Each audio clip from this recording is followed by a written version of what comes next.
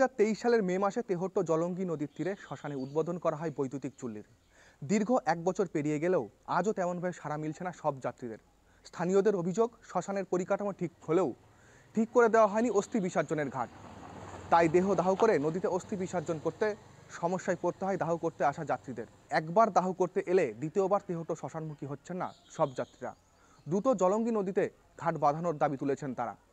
যদিও শ্মশান কর্মীদের দাবি, ঘাটের সমস্যা থাকলেও শবদাহ করতে না আসার অন্যতম কারণ 50 থেকে 60 কিলোমিটারের মধ্যে রয়েছে গঙ্গা নদীর তীরে দুটি শ্মশান, নবদ্বীপ এবং পলাশী।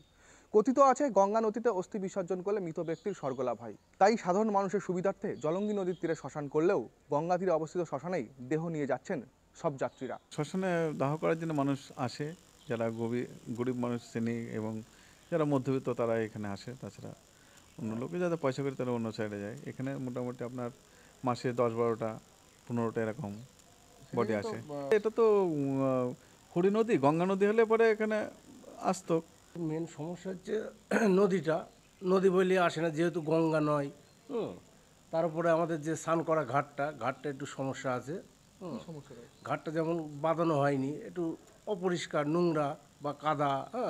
এই জন্য যারা অস্থি ভাসাতে যায় তারা একটু ভয় করে বা একটু নামতে চায় না। তাছাড়া সব কিছুই ঠিক আছে এখানে।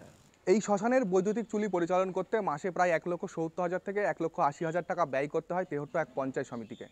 এই বৈদ্যুতিক চুল্লিতে দেহ না থাকলেও প্রতিনিয়ত চালিয়ে রাখতে হয় চুল্লি, কারণ একবার বন্ধ করলে তা গরম হতে সময় লাগে 48 ঘন্টা। তবে ঠিকমতো দেহ না আসায় ঘাটতি থেকে যাচ্ছে বিপুল অর্থের। যাতে আরও সংখ্যায় মানুষ শ্মশানে আসে তা নিয়ে প্রচার চালানো হবে।